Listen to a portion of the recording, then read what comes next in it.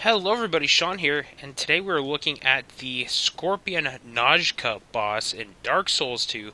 A interesting little boss as she starts out underground and you're just like, oh, how hard can this person be? Turns out it's a giant scorpion, and the answer is very difficult. So you could start out by just hitting her with a few attacks, whatever. I decided to just throw a fireball in her face, because at this point, this was multiple attempts at this boss, and I was getting very frustrated with her.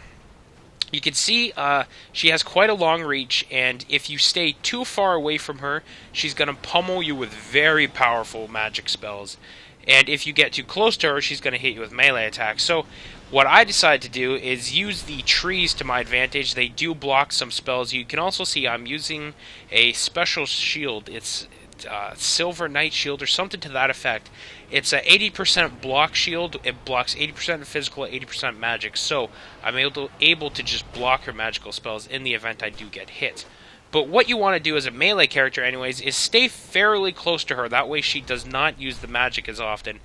And she has a couple primary physical attacks, which you're seeing right now, where she's either going to swing her staff at you, she's going to put both of her tails in the ground at the same time, or she'll stagger hit them, or she will cast the magic.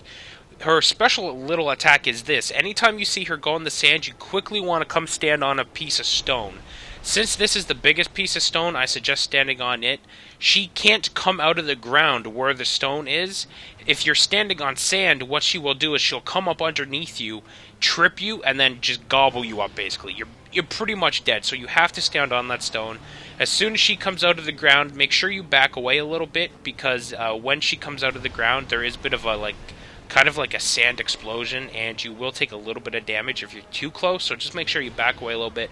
Then you can get a few quick hits on her, because there's about 2 to 3 seconds of downtime when she is doing that.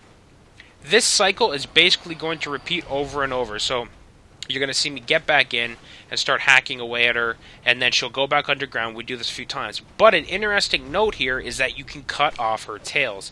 So you should see me, that right tail of hers has taken multiple hits. It's probably right on the verge. Once you cut her tails off, something's going to change. Obviously, for one, she's not going to have the tails to attack with. If you cut one of them off, her attack pattern is not going to change. If you cut both of them off, her attack pattern is actually going to change a little bit, because now that she has less attacks, she gets a little more aggressive with the staff and a little more aggressive with magic. So, if you find that you're having a bit of a hard time dealing with the magic, one of the best things to do is don't actually cut her tails off. But if the magic's not so much of an issue, then go ahead, cut the tails off. Again, this really depends on what kind of items you have. Are you capable of dodging? Because if your character's a heavy armor class, it's going to be very hard for you to dodge the spells. So it might be in your interest to not cut her tail off. That way she is less inclined to use her magic. But in my case, my guy is fairly good at dodging because I'm not very heavy. Plus, like I said, I also have the shield that in the event I miss a dodge, I can have the shield up and absorb most of the magical damage. That's her other magic attack, as you can see, where it launches kind of a wave at you, and you have to dodge at the last second.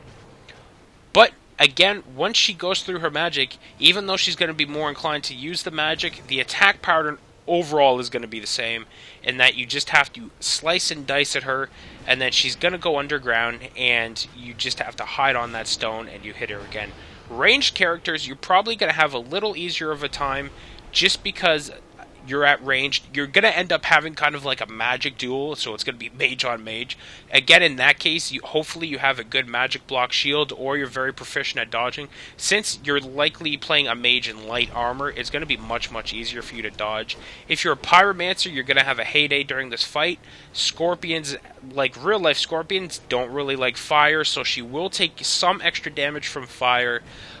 Magical damage doesn't seem to do a whole lot of any sort of bonuses to her. I mean, you'll hit her for okay numbers, but don't expect to hit her for any significant bonus damage. Fire seems to be the one where it's at. Was unable to test bleeding or poison or anything like that, so can't really speak to those elements, but I equipped the Pyromancy Flame for a reason, and I also brought my Fire Longsword just to kind of hammer it home. Now, my Pyromancy isn't hitting very hard, but do keep in mind that that is the base level fireball, and I have no real magical stats to speak of. My character is 99% a melee-oriented character.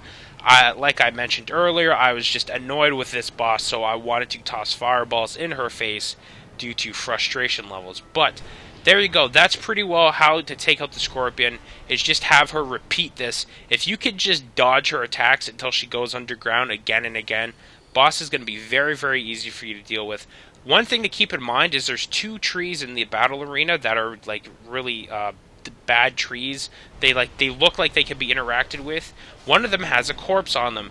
The only way to get that corpse is to have her hit it. So just something to keep in mind. The only way to get that corpse down from the tree is to have the boss hit it. Otherwise, there you go. That's the Scorpion dead for you. I hope this helps you out. I thank you for watching, and we'll see everyone next time.